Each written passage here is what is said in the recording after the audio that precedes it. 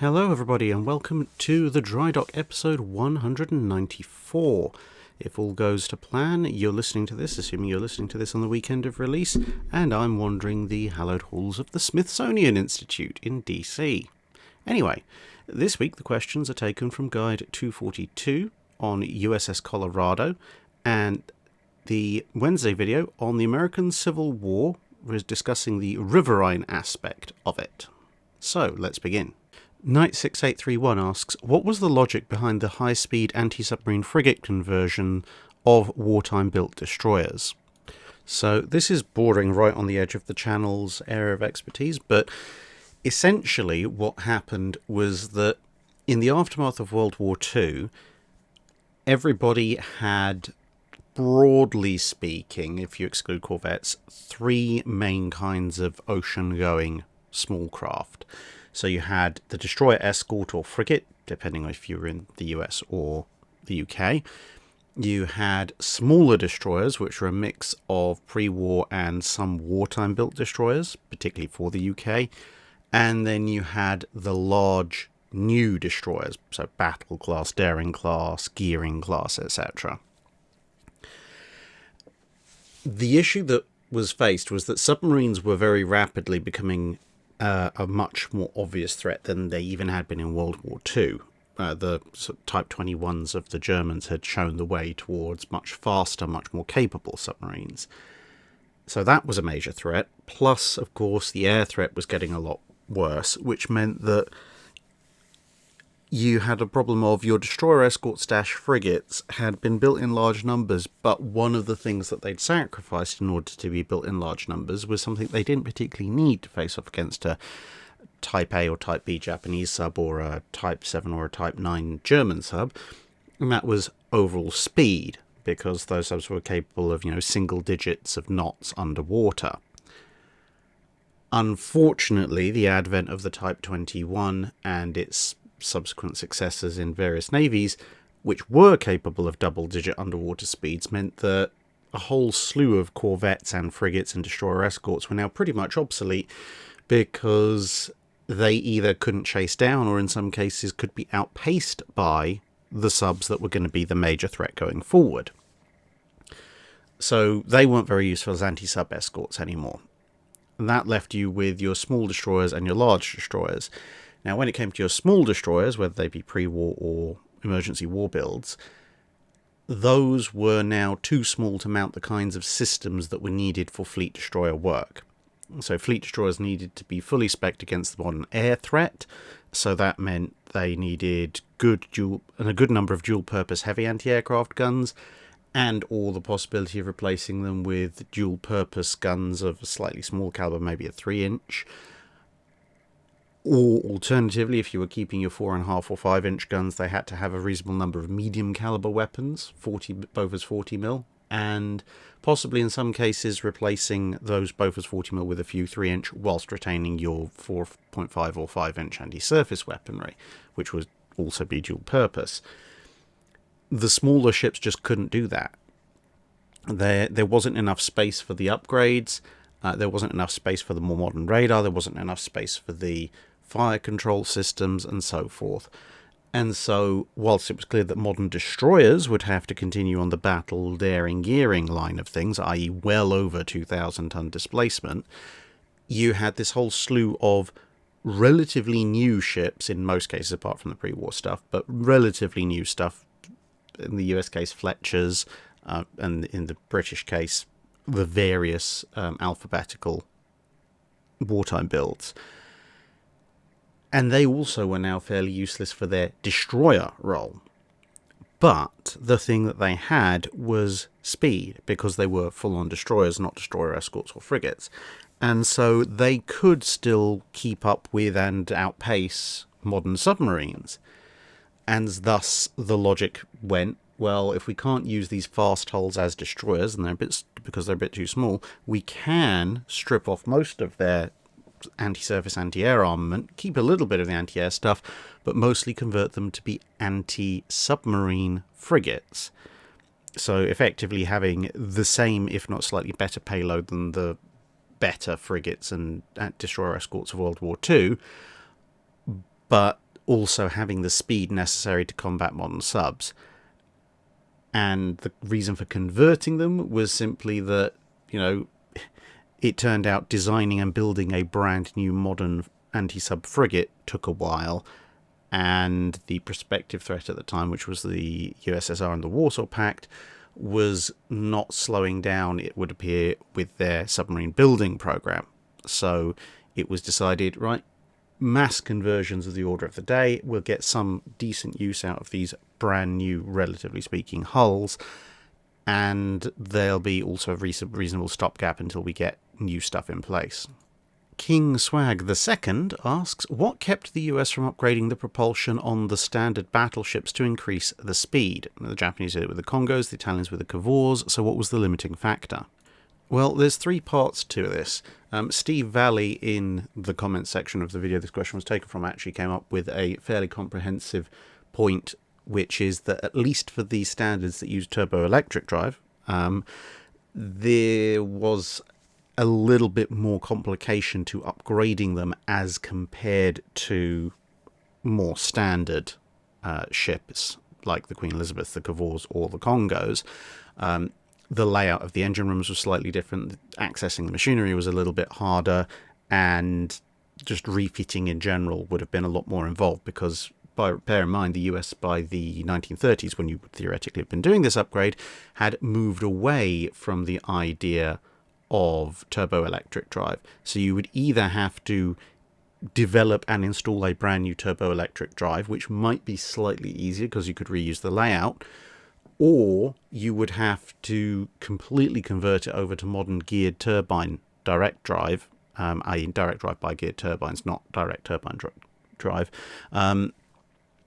And that would involve completely rejigging the internal layout of the machinery spaces, which to a certain extent still had to be done with things like the Cavours, the Queen Elizabeths, and the Kongos, but that was more about the size of the machinery that was being installed relative to the previous machinery, and not, physically going, right, the boilers were out here, they now have to be over here, which would have been the case with a lot of the standards.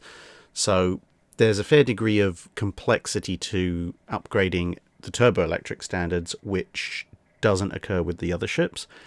The second factor is that the US Navy just wasn't given the budget for it. It was given the budget for other things, but it wasn't as dramatically cut back as it had been after previous wars.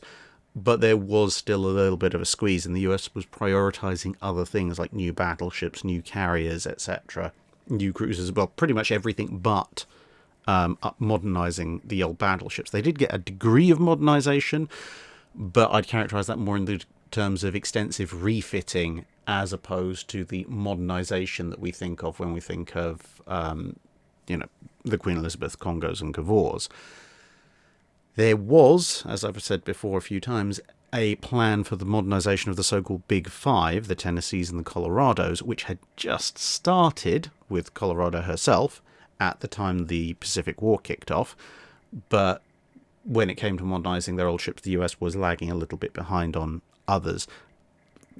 In some cases, when you look at the Japanese and the Italians, there wasn't quite as much need, and in other cases, when you look at what the British were doing with the Queen Elizabeths and the Renowns, and were planning to do subsequently with things like Hood, it was also more of a case of there was a slightly less of a gap to bridge in terms of that critical factor of speed, when it came to either keeping a Queen Elizabeth at around 25 knots or keeping a Renown or Hood north of 30, which were useful-ish speeds, whereas any power plant refit of a standard would have involved having to take it considerably higher in speed if you're going for the full-on modernization. And there's a lot more of a gap between 21 knots and a useful speed than there is between 25 knots and a useful speed, or obviously 30. And the final consideration, of course, is what do you upgrade during a modernization? You've got obviously the traditional triangle of speed, protection, and firepower. Obviously, the Italians with the Cavours went for additional speed. The Japanese also went for additional speed, although not to quite the same extent as the Italians did. But then when you look at Renown or Queen Elizabeth, they didn't upgrade their speed. What they did is they lessened the machinery. So using more modern, more powerful, more compact machinery, they were able to keep the speed of the ships up by using less machinery, which meant more displacement and more volume was left for other things like protection and firepower. There wasn't a tremendous amount you could do with protection apart from maybe increase the deck armor a little bit, but firepower you definitely could improve. And well, you saw what happens with something like the Queen Elizabeth replacing casement 6-inch guns with turreted 4.5s, rebuilding the superstructure, all of that kind of high level stuff. And as you can see here with good old Tennessee, this was also more along the lines of the approach that the US took. Basically, keep the speed up to its original spec as much as you can, and devote the displacement and volume that you're sparing due to modernization to massively increasing the ship's effective firepower, both in terms of fire control systems and, of course, the guns themselves. You're not changing the main guns, but you are massively altering the secondary battery. So a theoretical early modernization of the propulsion systems on US battleships in order to increase their speed when we're talking about the standards.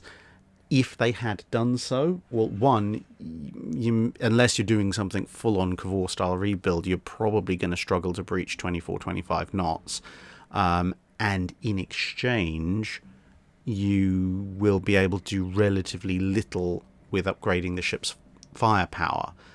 You're not going to have a lot of displacement or volume left for either the ammunition or the guns or the fire control systems. So you're going to end up effectively with something that is mid-range on speed, so not massively useful, especially as a carrier escort, but also has very little in the way of self-protection against aircraft, which are of course the upcoming threat, and probably doesn't have a lot of displacement left over for new radar and fire control either. So you'd have a slightly faster target as compared to the historical refits, which, as I said, kept the speed but massively upgraded firepower and increased protection a little. Flackstruck asks, after HMS Dreadnought entered service, were any pre-dreadnoughts considered for the removal of heavy secondaries to save weight? Not to any serious degree. Basically because if you just took the heavy secondaries off something like a King Edward VII or a Lord Nelson or a Connecticut or something like that, what did you get in exchange? You'd lessen the ship's firepower. You hadn't lightened the ship by a degree enough to make it fast enough to keep up with dreadnoughts, with the exception of one or two of the very, very first rather slow ones, not Dreadnought herself, 21 knots obviously.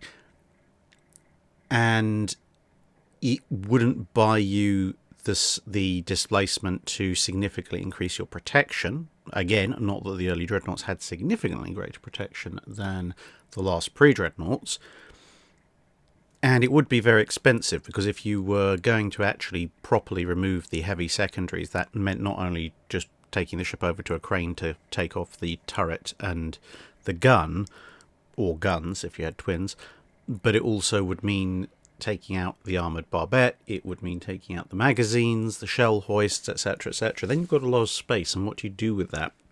And not to mention the fact that removal of that much weight might actually make the ship ride a bit too high in the water for the armour belt to work properly. Albeit if you had slightly overdone your ship and it was riding low in the water, it might help a little bit. The other thing was that, at least in the first period of post-HMS Dreadnought design times, i.e. 1906, 7, 8, maybe going into 1909, 1910, there weren't that many dreadnoughts.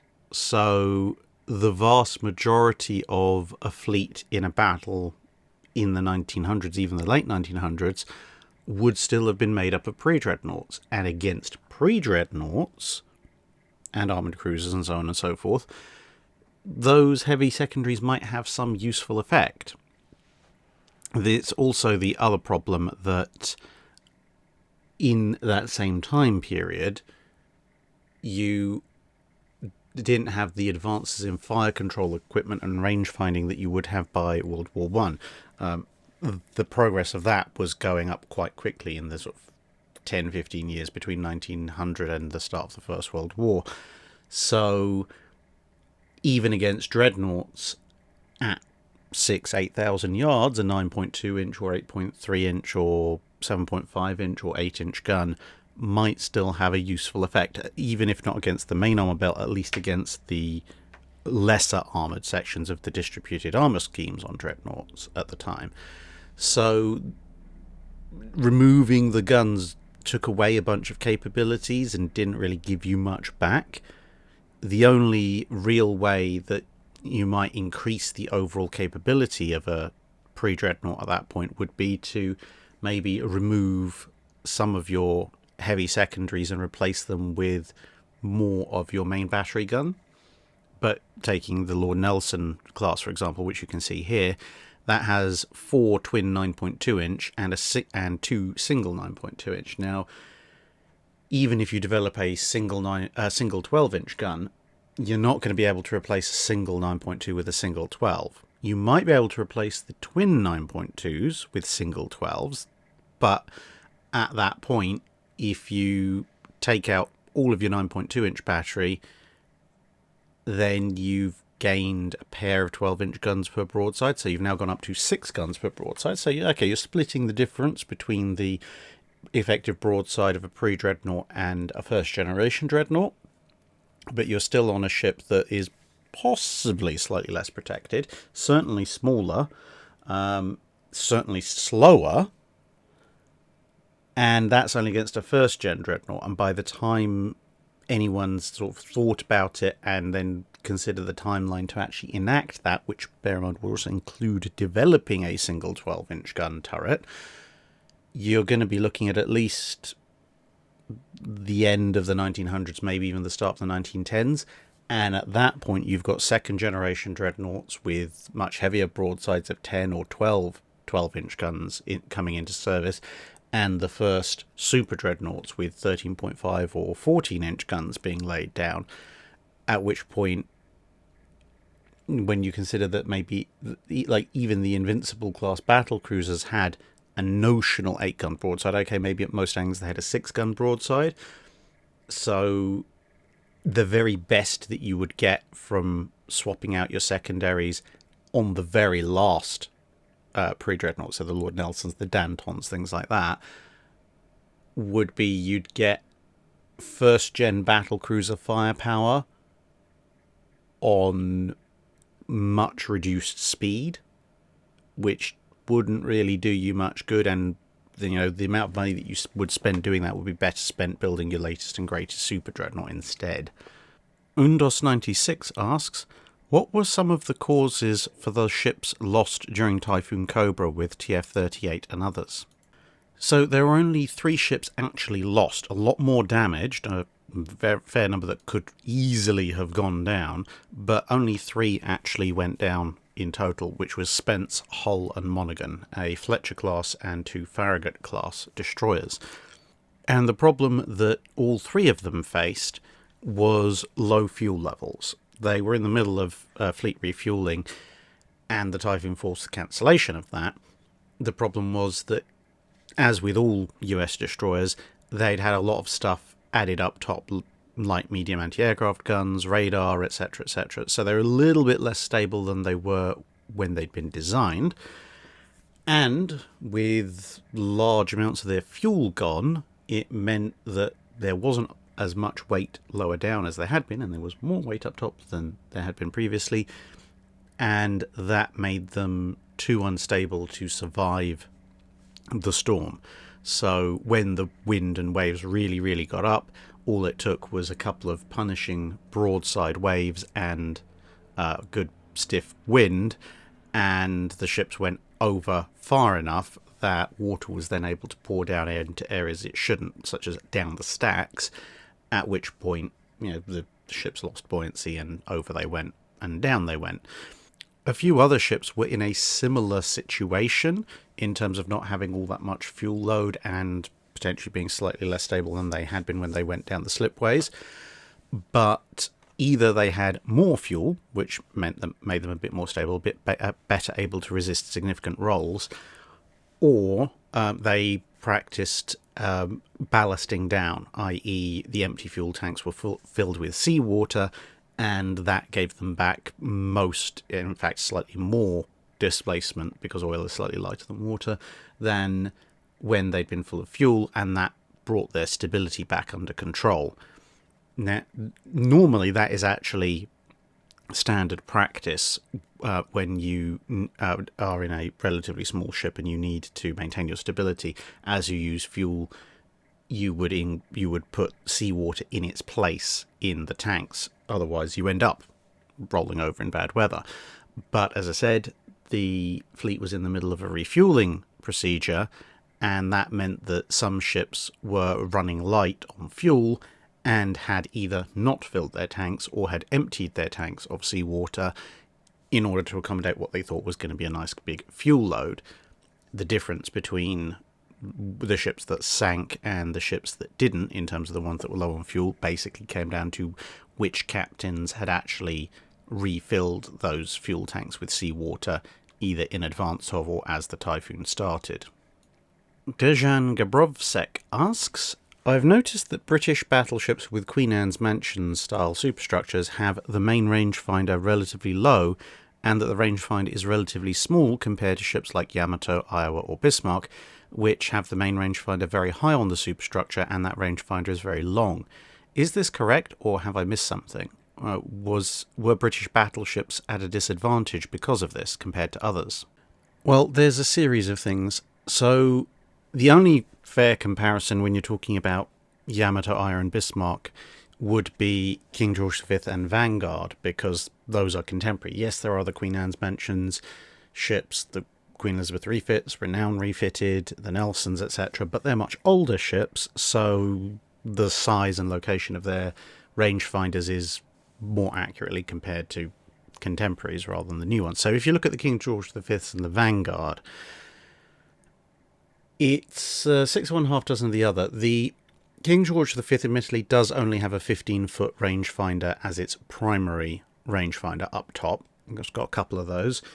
On Vanguard, they're 30-foot rangefinders, which are much more comparable with some of the other ships that you mention. Although, during the war, the forward rangefinder was upgraded to a 22-foot version, and on Duke of York, Anson and Howe, they had the 22-foot forward rangefinder fitted from the start, which narrows the gap a little bit. Now, in terms of height, yes, the rangefinder was mounted a little bit, the primary rangefinder that is, was mounted a little bit lower than on some of the other ships that you mentioned. Obviously, the turrets also had their own rangefinders, and some of those were pretty darn big. As you can imagine, a rangefinder that's going to span an entire quad 14-inch turret is over 40 foot long, but obviously is mounted much lower in the ship and therefore cannot see quite as far. Now, whether or not this meant that a British modern battleship was at a disadvantage compared to other ships comes down to two factors, really: accuracy and range. So was the rangefinder up top accurate at the longer distances where the turret-based rangefinders perhaps couldn't provide decent data?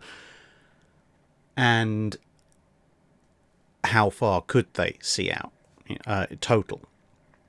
And this, I think, comes down to, again, the old argument of exactly how long range can a battleship be before the range becomes really a matter of academic interest.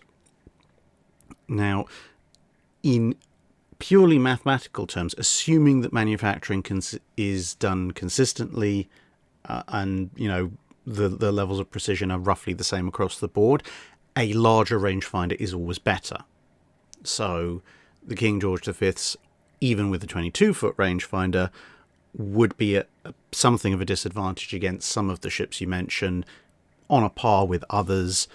And if you're talking about King George V or Prince of Wales in their early form with 15-foot rangefinders, then yes, they would be at a slight accuracy disadvantage because you physically can't get quite as accurate a figure out of them. Again, assuming that all other manufacturing issues are the same.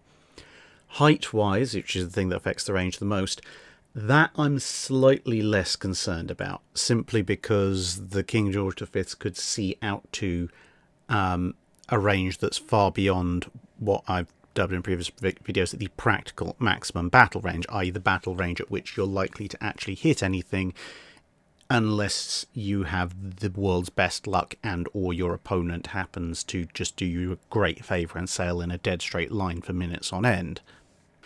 So in a pure optical fire control versus optical fire control engagement using only the main director tower rangefinders, yes, a King George V with a in a battle would be at a disadvantage against most of the other ships you listed. Vanguard, on the other hand, wouldn't be, because it's got 30-foot rangefinders, albeit those are on her turrets rather than on the masts, because the masts, being a post-war ship, she has a pair of fire control radars instead. But that is the other issue. King George V sailed with radar equipped, and obviously would get subsequently more and more upgraded radar. So whilst on paper there is a notional disadvantage, the simple fact is that any realistic engagement that you're going to put a King George V class battleship, or indeed Vanguard, in, they are almost certainly going to be using their radar to establish the range, at which point it kind of obviates the optical fire control systems.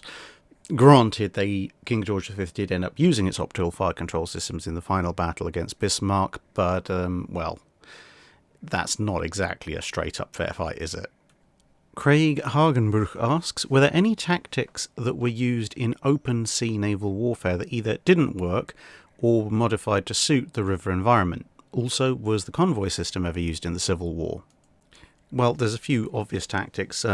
Grand strategic flanking obviously doesn't work on a river because, well, even something the size of the Mississippi has rather defined banks, so it's fairly obvious where your opponent is in terms of lateral movement. Similarly, because you will almost always tend to be coming from upstream or downstream, a line of battle wouldn't really be so much of a thing in river warfare, partly because forming a line of battle is going to be rather difficult, and then even if you end up somehow with a line of battle, you do face, again, the problem of the river's confines. If you run down towards your enemy or they come back up at you, so you have a passing engagement, well, chances are your opponent's objective is to get past you, or you to get past them, at which point an opposing line of battle pass plays into the playbook of whoever wants to get past the blocking fleet, so you don't want to do that.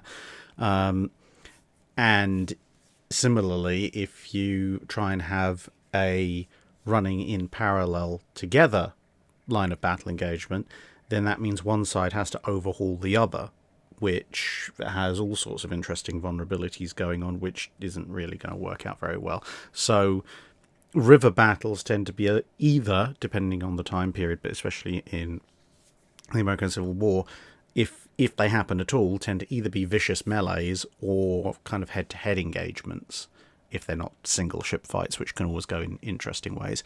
As far as convoys in the American Civil War, yes, convoys were used. There's a few photos still around of troop convoys on rivers, obviously escorted by ironclads and so forth. As for convoys at sea, the Confederacy didn't tend to use them because they obviously had to use blockade runners to get through the blockade. A convoy is just a big inviting target for the Union Navy. As far as to whether the Union used convoys at sea, that I'm not entirely sure about. I don't recall reading about them in any great numbers, and certainly the Confederate raiders that were out there seemed to find plenty of loose Union merchant shipping flying around. So that would suggest that they didn't, because ultimately, well, the Union didn't need convoys close to home because they controlled the local waters, and out at sea, for at that point, with admittedly there were Confederate raiders, but the relatively low numbers of them, as well as the the crash program the Union was having to put together just to have ships generally, I don't think seagoing convoys were particularly practical. Andre Silva asks, Drac, do you know anything about Armstrong Design 702, a planned Portuguese battleship? Well, here's Armstrong 702. As you can see there, it's designed just on this side of the 1910s. Now, it's an interesting one because for the time period, it's not a particularly brilliant design in terms of frontline capital ships, but equally it's not awful. It's kind of what I would call an example of almost an ultimate second generation dreadnought. The problem is it's being designed when the top rate powers are bringing in the first gen super dreadnoughts. So it's got an all centerline armament, so that's a big plus. That's an advantage over the Nassaus, the Helgolands, Dreadnought herself, Bellerophon, Colossus, Hercules, etc. So all centerline armament, very good. Layout might be very familiar to you. It's pretty much British super dreadnought layout: 2 super firing forward, 2 super firing aft, and a Q turret even amidships just aft of the funnels, which is pretty much the Orion class layout, only this one's using 12-inch guns instead of 13.5s. But like a lot of dreadnoughts that were being designed for the second tier powers around about this time, so things like Agincourt or the Espagnas, the armour protection isn't all that much to write home about, just over 9 inches on the belt. It's not great. Although speed, 21 knots, pretty solid for a battleship of the period. So what you have here is a battleship. It's got battleship speed. It's got the previous generation battleship's firepower, and it has the armour of a contemporary British battlecruiser. So similar armour to a Lion class, for example.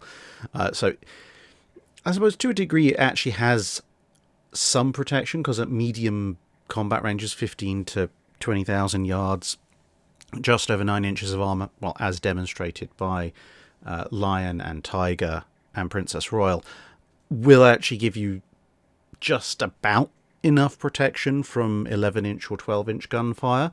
So in theory, had this battleship gone toe-to-toe with something like an Espana class, it would have had some protection, and it's certainly got far, far better firepower than an Espana class. So, kudos to Portugal for that, albeit probably would only have been one of them, whereas obviously there would have been 3 Espanas, well, depending on the time period, assuming that this is the time period before they managed to run 2 of them aground. So overall, a decent design for what it is, but also not something you'd want to take up against a German, British, or American battleship of the same time period. Although it could quite conceivably go toe-to-toe with pretty much any battle cruiser on something approximating equal terms, at least at the time of its design. Once you get into the sort of 1913-14 period, maybe that becomes less safe. Although, since we are talking about a hypothetical ship that was never actually built, we might as well also discuss a hypothetical refit if it had been built. And actually, the layout does afford for a pretty nice potential rebuild had the Portuguese actually got the ship and decided to go for such a rebuild. Now, the way I would do it, first, eliminate the casement battery. Those casement guns are they're probably going to be useless in real life, because they're so low, and they're not any good in the 1930s. So get rid of those, and then I'd go semi-Cavours. So modernise the machinery. You'd probably be able to replace the twin funnels with one single funnel a bit further forward. Eliminate also that central turret, the Q turret. Now the thing is, if you've suppressed the casements, moved to a single funnel forward, and gotten rid of that amidships 12-inch turret, you now have a lot of volume, a lot of displacement, and a lot of central deck space. So what I would be tempted to do, admittedly this is kind of slightly abusing potential future knowledge, but let's face it, an aerial threat is probably on the cards in the 1930s. And if we're talking about a hypothetical Portugal with a bit more money than historically was the case, they're looking at a significant air war going on in the Spanish Civil War next door. So what I would then be tempted to do would be to line up a bunch of dual-purpose twin-gun mounts starting at the aft superstructure diamond, running along the main deck up to the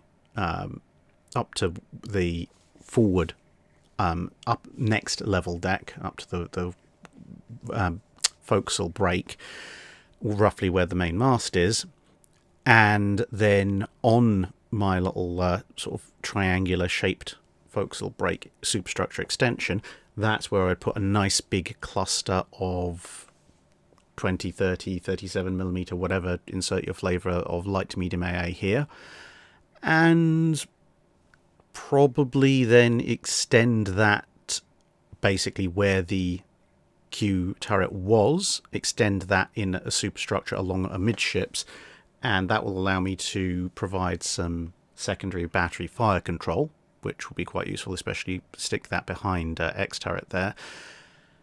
And then on that central spine that I've just created, I can either stick maybe a couple more heavy AA, so a heavy AA that can cover both sides of the ship, or potentially more light to medium AA, basically make that entire central area an anti-aircraft nest. And at that point, you've actually got, between that and some upgraded engines, you've got a pretty solid little self-escorting convoy escort or ship escort or whatever you want to call it. If Portugal had joined World War II, then it would have provided a very useful little escort to see off pretty much anything short of a Bismarck whilst at sea.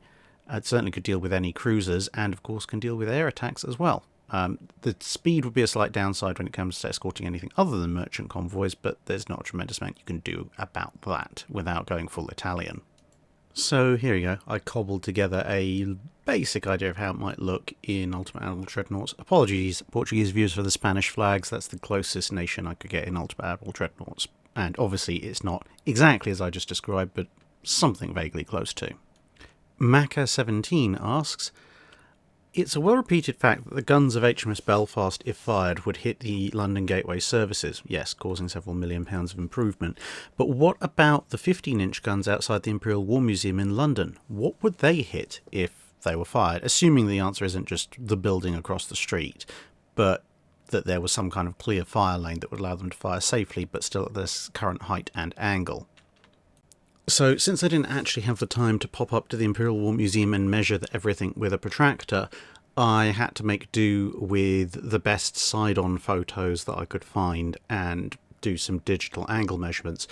And that seemed to suggest, on average, that these guns are elevated at about 8 degrees, which isn't a tremendously great elevation compared to what they could be at. However, 8 degrees elevation is actually a known elevation that gives a known range in gunnery tables for the 15-inch guns. So I have assumed that they are going to be firing with superchargers, because these are from R-class battleships, so in World War II they would have been.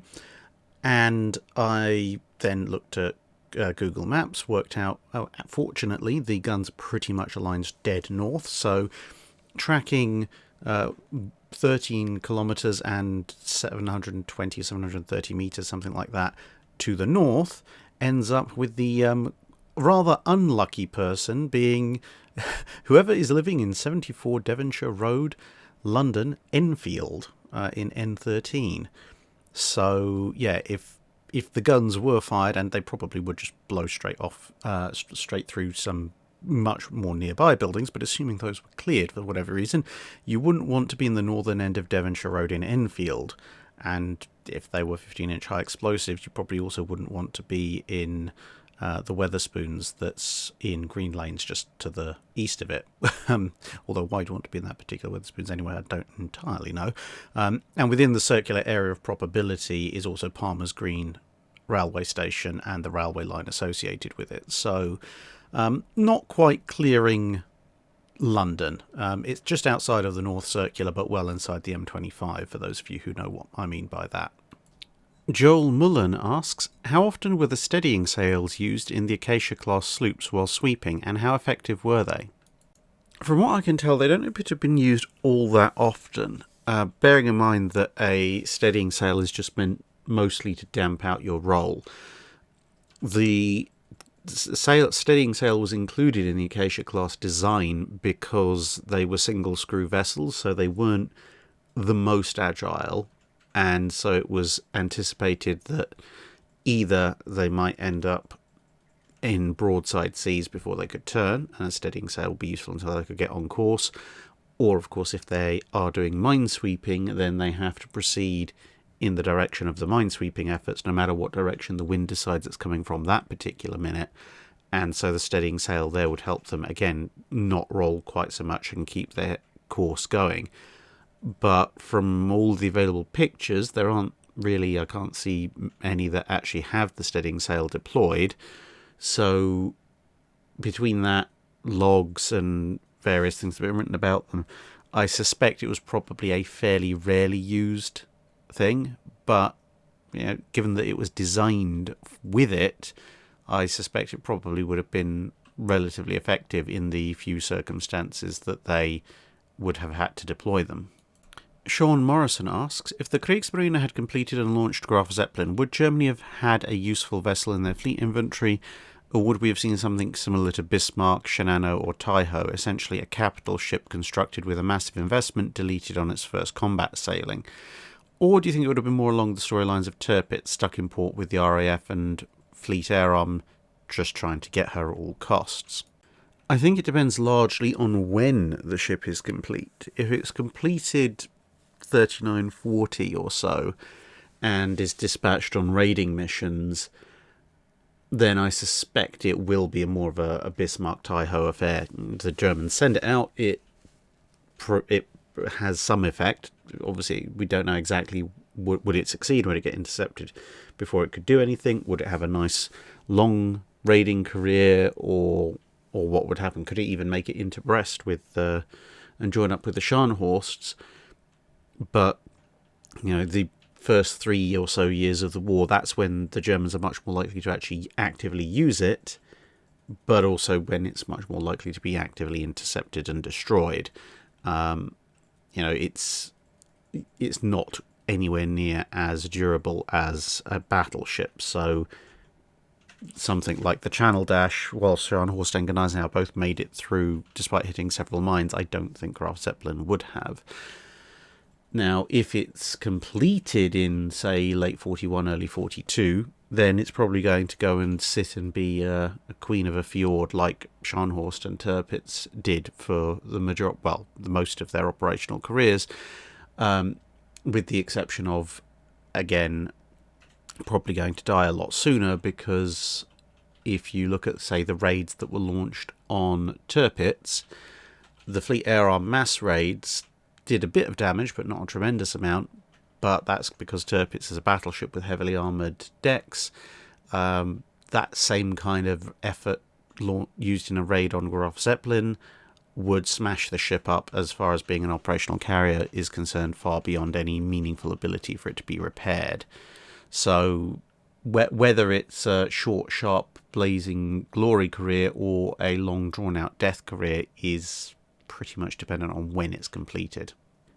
Alec Hruby asks, ever since the end of the armoured cruiser, heavy cruisers only ever were armed with 8-inch guns or something very close to it. Why is it that no nation ever built or had plans made for heavy cruisers with guns bigger than 8 inches until realistically around 1940? Obviously the Washington Naval Treaty and London Naval Treaties prevented it, but even before 1920, no nation, as far as I can tell, had plans for heavy cruisers like that, and surely for much smaller navies these ships would have been great for coastal defence. Well, the short answer is before 1940 there were plans, but they weren't implemented particularly quickly. Basically, from the collapse of the naval treaty system in the mid-1930s, people began looking at options both for more satisfactory heavy cruisers, i.e. 8-inch gunships that had a better balance of speed, protection and firepower. That's where you get things like the Baltimore design. And they were also looking at the next logical step, which everyone had been thinking about, which is what happens if you put a bigger gun on a heavy cruiser hull. Now, that would lead ultimately to things like the Alaskas, but their design process starts well before 1940. Then you also have various British efforts. They do look at some 12-inch gunships, but they also look at ships armed with 9.2-inch guns, like this thing, which has been brought into World of Warships. And on top of that, you also have things like the Japanese designs that would eventually become the B-65s, although, weirdly enough, the Alaskas started off as a response to a theoretical Japanese supercruiser, which the Japanese didn't actually have planned, and then the Japanese did plan the supercruiser the Alaskas were designed to counter as a response to the Alaskas, so go figure. But pre-1920, the simple fact was that the armoured cruiser was seen as having developed into the battle cruiser, and now the protected cruiser was on its way up, developing into the light armoured cruiser, and then eventually what we would call the light cruiser. But the escalation of gun size hadn't quite reached the 8-inch level. It was beginning to, and 8-inch and just above, they were beginning to look at such kinds of designs in the immediate run-up to the Washington Treaty. Obviously, the Washington Treaty curtailed all of that, but bearing in mind that obviously the armoured cruiser, when it kind of died off in the mid-1900s, was carrying 8-inch, 7.5, 8.3, 9.2 or 10-inch guns, depending on the nation in question. And the protected cruisers generally were carrying 4 or 4.1-inch guns with a scattering of 6-inch guns. Through the 1910s, the protected cruiser, as it grew into the light armoured cruiser and thence to the light cruiser, began to either adopt some 6-inch guns, where you only had 4 or 4.1-inch, or adopt more 6-inch, where you had a mixed battery, and everyone had kind of settled on that a light or light armoured cruiser should have at least an all 6-inch battery by sort of the midpoint of the 1910s. Obviously, war interrupted that somewhat. And then you got to the end of the 1910s and the very, very start of the 1920s, and you were beginning to see some escalation with things like the Hawkins with 7.5-inch guns. The next logical step then would have been to break through that 8-inch barrier, but the treaty intervened before anyone could really get serious designs of that scale off of the drawing board. Big EVA 97 asks, immediately after the Japanese had lost their 4 carriers at Midway, was there any thought given by the Japanese High Command to sending their battleships, cruisers and destroyers after the American fleet? The Japanese had an overwhelming advantage in surface ships, and the American air arm had just been reduced significantly. So the Japanese did actually try this, but they were hampered by 2 things. Firstly, some of the Japanese carriers were still on fire, so they weren't sure what was going on with that. And secondly, the Japanese surface formations, the Yamato and various other heavy hitters plus their escorts, were a fair distance behind the Japanese carriers. So first they had to catch up to the position the Japanese carriers were at, and then they had to bypass it in order to sail towards the Americans and close the distance. And in the middle of all of that, Admiral Spruance decided, well, you know what? Trying to fight potential Japanese surface forces with a bunch of carriers, or to be more accurate at that point, 2 carriers, because Yorktown wasn't looking so hot, probably not a good idea. And so he was hightailing it east. So they weren't going to catch them anyway. I mean, if the battleships, etc., had been with the carriers, or perhaps if Yamamoto had ordered the 2 battle cruisers that were with the carriers to go and head straight after the American carriers around about the same time that Hiryu was attacked, then maybe they could have caught something. But the sheer distance involved meant that realistically an interception wasn't going to happen from Yamamoto's main force, and early in the morning of the night after the actual battle, Yamamoto realised this and ordered his forces to turn back. Sinar asks, I'm fascinated by your look at rope making. I never thought that it would take such a long building to make a long piece of rope. Did ships carry spares in case one of the lines broke, or did they make do with a splice, knowing it was just not as good and more likely to break? They did indeed carry spare ropes as much as possible. So this, for example, is some of the spare rope stored on HMS Victory. However, obviously you can't carry complete replacement ropes for every single bit of rigging and anchored rope, etc. that you might have, and stuff does tend to break in sort of the similar locations. So just because you happen, even if you did happen to have one of each rope, well, one rope might go 6 times. So obviously you'd try and carry more of those kinds of spares. But if you couldn't replace a rope with one that you had in the spares, then you would have to try and splice it together and just live with it. Maybe rig up some other bits and pieces around it. But ideally speaking, if a major rope of any importance went, you would try and replace it with something from stores when it was safe. Jonathan Smith asks, I was looking at the text of the London Naval Treaty 1936, and I'm confused about capital ships. The 35,000 ton and 14-inch, later 16-inch with escalator clause gun calibre limit is well known, but the rest of Article 4 limitations on the treaty seem weird, and the drafters appear to have gone out of their way to restrict until 1943 new capital ships within the following ranges: a ship of between 17,500 and 35,000 tons carrying a main armament of 10 to 14 inches, and a ship of less than 8,000 tons carrying a main armament of between 10 and 14 inches. Why did they have a new separate category, Category B, for capital ships of less than 8,000 tons, and why did they feel the need to prohibit new capital ships of less than 17,500 tons, except those in Category B, and why do they feel the need to prohibit new capital ships with guns of less than 10 inches? What made it worth prohibiting nations from building replacement capital ships that were smaller and or ones with smaller guns? Hey, I get to use this picture again.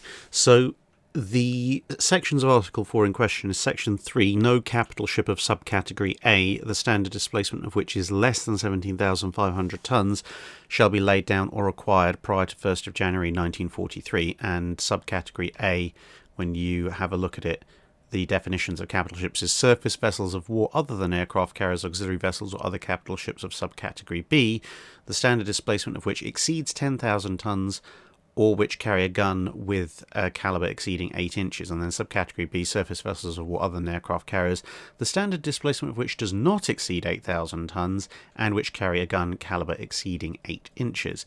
And then Part 4 of Article 4, no capital ship, the main armament of which consists of guns of less than 10-inch calibre, shall be laid down or acquired prior to 1st of January 1943.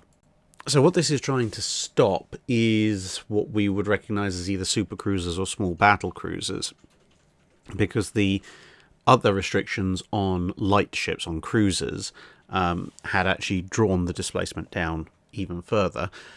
But there was a worry that since the definition of cruiser was in the previous treaty defined by 8-inch calibre for heavy cruisers, 6-inch calibre for light cruisers, and a 10,000 ton weight limit, the weight limit of which was being reduced at this point, they were worried that nations might decide, especially with some of their older capital ships coming up for replacement, to do a kind of a 2-for-1 deal. So if you've got a ship in the, let's say, 28,000 ton range, they were worried that people might go, actually, we're going to replace this old battleship, but we're going to replace it with, say, 2 14,000 ton capital ships that therefore are going to be carrying, a 12-inch or maybe a 14-inch gun.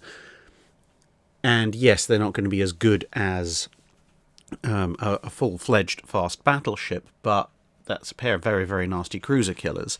So by saying you can't build a standard displacement capital ship of 17,500 tons or less, i.e. 10,000 to 17,500 tons, it's an attempt to put a kibosh on people sneaking in a light battle cruiser or a super cruiser killer by the back door. And in terms of the Section 4, no capital ship, the main armament of which consists of guns less than 10 inches shall be laid down, this is more addressing the coastal defence battleship situation, because you might recognise subcategory B in the capital ship definition as surface vessels standard displacement not exceeding 8,000 tons, but which carry a gun greater than 8 inches, that is basically your coastal defence ships. So what that is effectively doing is it's trying to close two potential loopholes whereby nations might try and bring in some kind of additional heavily armed craft that are outside of the standard definitions of cruiser, battleship, etc., which basically either small coastal defence craft but that have very heavy armament, which would obviously then free up other more oceanic craft to go on the offensive, and this cruiser killer line that they were very worried about. And bear in mind that by 1941, the British were actually relatively convinced the Japanese had built some of these. It also is one of the reasons why things like what in World of Warships called the Gibraltar, but basically the various British 9.2-inch gun cruiser designs were sat on for a little while, and then only brought back and considered in the late 1930s once the whole treaty system had collapsed, because it was an option. But obviously, as long as Britain was complying with the treaty limits, they would have fallen afoul of the armament greater than 8 inches clause unless they exceeded 17,500 tons, at which point they're eating well into the displacement that you'd want for actual full-on battleships. Next we have, if Japan had the ability to project an invasion force onto the American west coast in late spring 1942 in the same strength they did in the Philippines, how effective would the coastal defences have been? Unfortunately, the answer is not very. Sure, there are some forts that could have given a very good accounting of themselves, so Fort MacArthur, Fort Cronkite and Fort Funston, the latter two of which both have very heavy 16-inch gun batteries. If the Japanese were dumb enough to sail in range of them, and somehow magically they have actually managed to sail an invasion convoy here, but that's neither here nor there, then yeah, they would cause significant problems for the Japanese, as we know from even something like Wake Island. Japanese amphibious invasions and any kind of significant shore defences don't tend to mix very well. But one, an awful lot of the shore defence forts along the US west coast are obsolete, very, very obsolete by the time of World War II. There are obviously, as we said, a few that are in fairly decent shape, but on top of that, there's just not that many of them, and the US west coast is really long, so even if the Japanese were initially dumb enough to sail up to one of those coastal forts and try and engage it and probably lose, well, then they can take a similar approach to the one that they did in the Philippines, which is just go a few miles up the coast and land troops where those forts aren't and where they can't reach, and then those troops march overland to go after the forts on land or cut them off from supply. Because this is one of the things. Although a coastal fortification does of necessity have, as the name suggests, fortifications to help defend it against infantry assault, the nature of what makes a good coastal fortification in World War I and World War II is very, very different from the kind of fortification you'd put in place to repel a ground-based assault. And so they're not the best defensive positions for fighting off infantry and vehicles coming from overland. They're much, much better suited for dealing with shipping out at sea. So they might hold out for a little while, but they're not really optimized for it. So yeah, most likely, I mean, in a sane and rational world, the Japanese would just land 10-15 miles up the coast, and the troops would march overland, cut the fort off, and either wait for them to run out of supplies or just storm it, depending on how particularly suicidal they're feeling. And in perhaps the middle case scenario, the Japanese might try a direct assault on the harbours that they guard, get a few ships blown up by those forts, pull back, and then see previous part of the answer. Jim Smitty asks, why was USS North Carolina saved over USS Washington? Given what Admiral Lee did with Washington during the second night of the naval battle of Guadalcanal, it seems like it was more worth saving than North Carolina. Was it politics or something else that saved North Carolina and not Washington? Essentially, the choices of which US battleships got preserved when they weren't the Iowas wasn't down to any sentimentality by the US Navy. The US Navy would have been perfectly happy to send all of the South Dakotas and all of the North Carolinas to the scrapyards. Both of the North Carolinas were indeed slated for scrapping in 1960, the difference being that for North Carolina, a North Carolina local managed to A, raise enough money, and B, find a berth for North Carolina. And then the Navy was like, well, if you're going to pay us a bunch of money, we weren't going to get much from the scrappers anyway, so if you're going to pay us a bunch of money instead, fine, have the ship, what do we care? And there either, I'm not entirely sure of the status of 1960s ship-saving campaigns exactly, but there either wasn't a campaign similar for Washington, or if there was, it wasn't as successful, which isn't perhaps surprising, because although Washington is a coastal state, as is North Carolina, well, it had about half the population in the late 1940s as North Carolina did, and that situation hadn't really improved by 1960.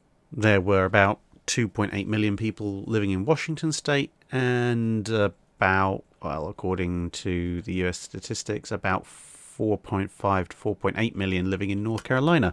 So there were just a lot more people who were able to chip in, I guess, in the end, plus obviously some interested parties in the first place, because that's the thing, even if Washington, the residents of Washington state, were willing to chip in enough money to save their battleship, it would have taken somebody in the state interested enough to actually start a funding drive in the first place. And of course, with the lower population, it's statistically less likely that someone is going to be willing to do that, considering that in the entirety of North Carolina, there apparently was only one person willing to kick that off. And so off Washington went to the scrapyard. And that wraps us up for this week. If indeed you are listening to this on the date of release, in theory I have, well, USS Alabama and USS Wisconsin left to see, plus a few museums and other bits and pieces that I'm also doing. So theoretically, 2/3 of the US trip is over. Hopefully it's all been successful, as I say, recording this in the past. I hope those of you who have met me by this stage have enjoyed the interaction, and I hope those of you who are going to be seeing me in Alabama or Norfolk will enjoy my company as well. So thanks very much, everyone. Thanks for listening, and hopefully I'm still on schedule and not trapped somewhere in Atlanta.